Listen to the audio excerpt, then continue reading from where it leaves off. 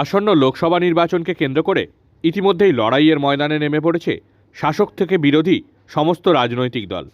এ রাজ্যের প্রায় অর্ধেক আসনে ইতিমধ্যেই প্রার্থী তালিকা ঘোষণা করেছে বিজেপি। ইতিমধ্যেই সমস্ত আসনে প্রার্থী ঘোষণা করেছে তৃণমূলও।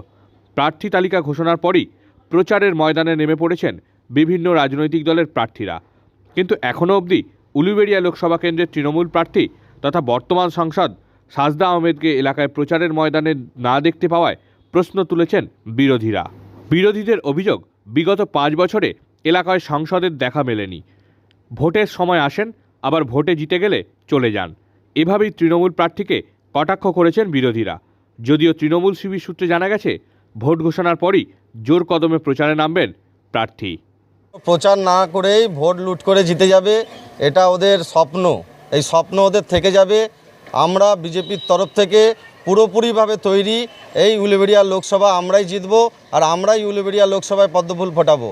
আর যেভাবে এই সাংসদ 5 বছর তার দেখাই মেলেনি, আবার হয়তো এই এখন ভোট এসছে, হয়তো কিছু কিছু জায়গায় মুখ দেখাবে, কিন্তু এই ভোট লুট করে যেভাবে ওরা জিতে গেছিলো, এই আশা ওরা ভুলে যাক। আমরা সমস্ত দিক থেকে পুরোপুরিভাবে তৈরি। আমরাই পদ্মফুল ফোটাবো হাওড়া গ্রামীণ জেলার এই উলুবেড়িয়া লোকসভায়।